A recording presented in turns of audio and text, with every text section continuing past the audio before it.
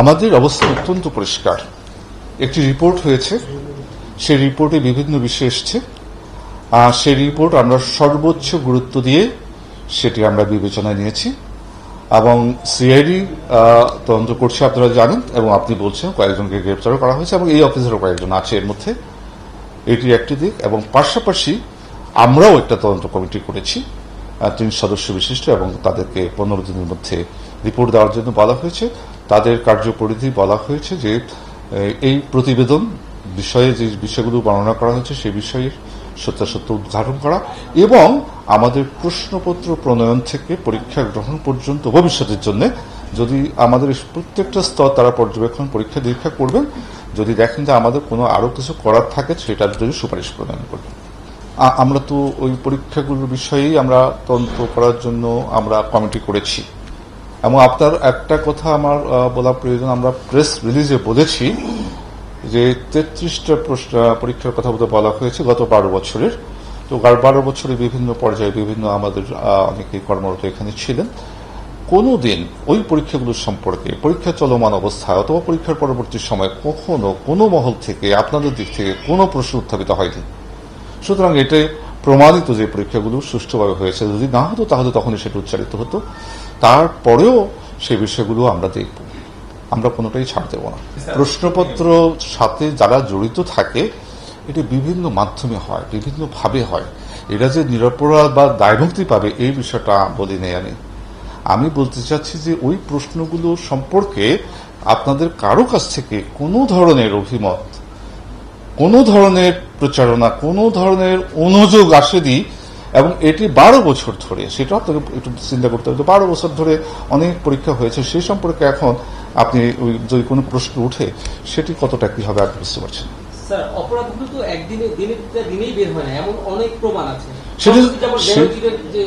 সেটি যদি প্রমাণ হয়, কোন অপরাধ যদি প্রমাণ হয় এবং সেটি যদি পিএসসির এখতিয়ারভুক্ত হয়, তাহলে আইনে যা ব্যবস্থা নেওয়ার বিধান রয়েছে তার সর্বোচ্চ ব্যবস্থা পিএসসি নিতে বাধ্য, প্রস্তুত।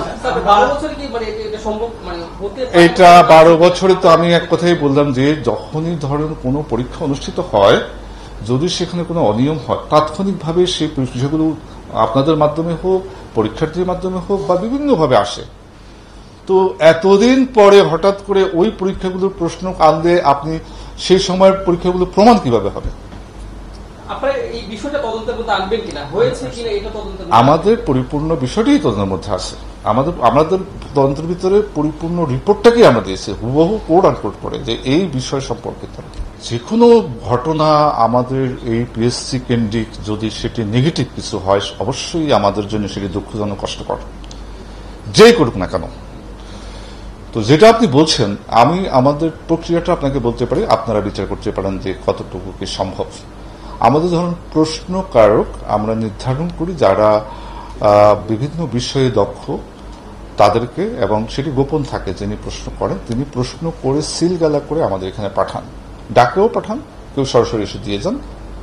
এটা আমাদের এখানে সংশ্লিষ্ট যারা আছেন তাদের কাছে ট্রাঙ্কে সিলগালা করা অবস্থায় থাকে। যখন সব একসাথে হয়, ধরেন 10 জনের কাছ থেকে আমরা প্রশ্ন পাওয়ার কথা, 10 জন যখন একসাথে হয় তখন আমরা একটা ডেট করি যে ওই দিন মডারেশন হবে। তখন যারা মডারেশন করে আরেকটু অভিজ্ঞ বা আরেকটু সিনিয়র, তাদেরকে আমরা আহ্বান করি যে অত তারিখে মডারেশন হবে। তখন তারা এরকম একটা রুমে, যেখানে আমাদের অনেক রুম আছে, সেখানে এসে বসেন। সিলগালা অবস্থায় তারা সেটা পান, প্রশ্ন করকের প্রশ্ন সেটা ওনারা খোলেন, খুলে ওনারা ওনাদের মতো করে মডারেশন করে আবার সিলগালা করে জমা দেন। জমা দেওয়ার পরে এটা আমাদের প্রেসে যায় সরাসরি।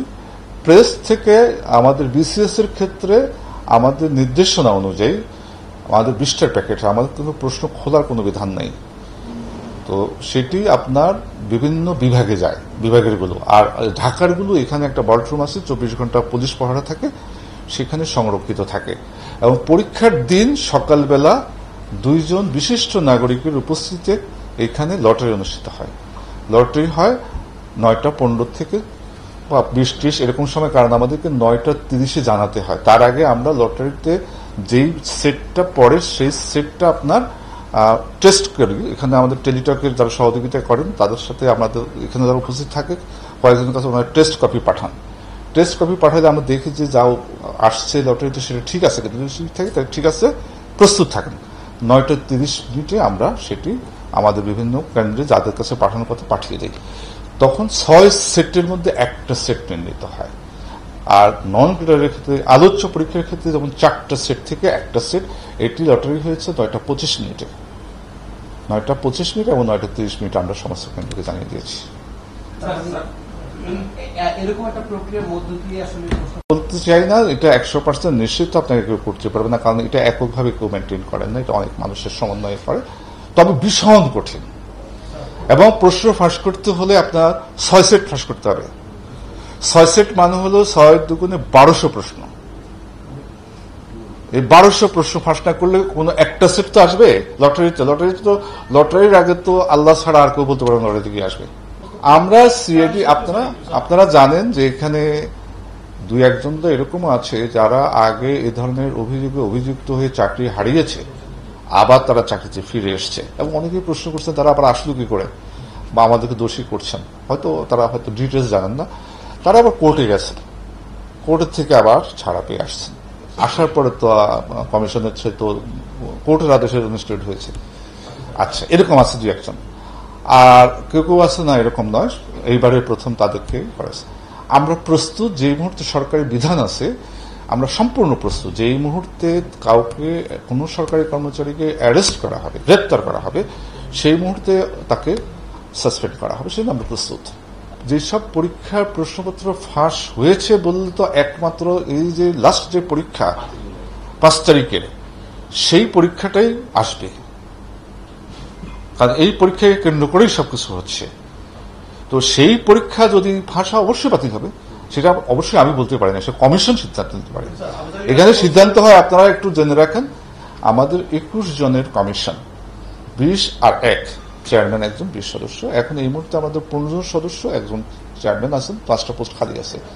এখানে বিসিএস, নন ক্যাডার বা যে কোনো সিদ্ধান্ত আমাদের কমিশন আমরা প্লেস করি, কমিশন সর্বসম্মতিভাবে সিদ্ধান্ত গ্রহণ করে।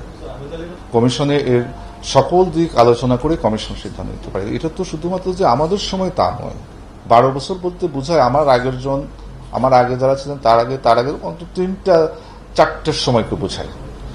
সুতরাং সেখানে চাকরি করছেন এমন মুখ আছে, বিভিন্ন রকমের লোক আছে না, তো সেটি তখন বিবেচনা করা হবে। যে এখন পর্যন্ত সিআইডি কোনো রিপোর্ট করেনি। সিআইডি অ্যারেস্ট করেছে কিছু লোককে, এবং তাদের কথা শুনে সংশ্লিষ্টতা পেয়ে আরেকজনকে চেয়েছে, এইভাবে অ্যারেস্ট হয়েছে। আমার কাছে যিনি এসেছেন, আমাকে বলা হয়েছে যে অমুক লোককে আমাদের দরকার, একটু আমাদের তার কাছ থেকে তার বক্তব্য শোনা দরকার এবং ভেরিফাই করা দরকার প্রকৃত ঘটনা উদ্ঘাটনের জন্য। আমরা তাকে সাহায্য করেছি। আর যেটা বলছেন আপনি নিশ্চয়ই ওই 1 ঘন্টা আগে প্রশ্ন পাওয়ার বিষয়ে বলছেন, সেটা আপনি আপনার ফোন দেন আমাকে, আমি আপনাকে দেখিয়ে দেবো। এখন ধরুন আগামীকাল একটা পরীক্ষা, এই পরীক্ষার প্রশ্ন আমি 5 দিন আগে আপনার আপলোড করে দেবো, এখন এই সবার সামনে করে দেবো। এটা প্রমাণ করে না, দেন আপনার ফোন দেন, আপনি আমার 5 দিন আগের একটা পোস্ট আছে, ছবি আছে, এরকম একটা পোস্ট দেন, আমি এখন প্রমাণ করে দিচ্ছি। যে কোনো একজন দেন, আপনার যে কোনো একজন। এই জিনিসটা শিক্ষা মতো আমি ফেস করে এসেছি, সুতরাং আমি জানতাম। ওরা আমাকে দেখিয়েছে ঠিকই, আমি দেখতে গিয়ে আমি বলছি এটা তো প্রমাণ, অকাট্য প্রমাণ নয়। আপনি দেন আমাকে, আমার ফোন দেন, আমি যা প্রমাণ করে দিচ্ছি আপনাকে এখন। এনিবডি কারো ফোন দেন, যে একটা ছবি পোস্ট করেছেন 4 দিন 5 দিন আগে বা 10 দিন আগে বা 2 মাস আগে, আমি দেন, আমি এখন প্রমাণ করে দেবো। দেন, কেউ একজন দেন, একটা ফোন দেন, এই ছবিটা তোলেন, আমি এটা 5 দিন আগে পোস্ট হয়েছে এটা দেখাই দেবো আপনাকে। দেন, আমি দেন না, হলে তো সন্দেহ থেকে যাবে, আপনি দেন। কিন্তু এই কথার অর্থ এই নয় যে যেই প্রতিবেদন এসছে এবং যে ইনকোয়ারি চলছে, কাউকে রক্ষা করা আমাদের কোনো উদ্দেশ্য নেই। কিন্তু কোন একটি পরীক্ষা সম্পর্কে সিদ্ধান্ত নিতে হলে আমাকে চূড়ান্ত ইনকোয়ারির মাধ্যমে প্রমাণ হতে হবে যে এটি ফাঁস হয়েছে। তার আগে এটা নিলে তো অন্য অবিচার হয়ে যেতে পারে।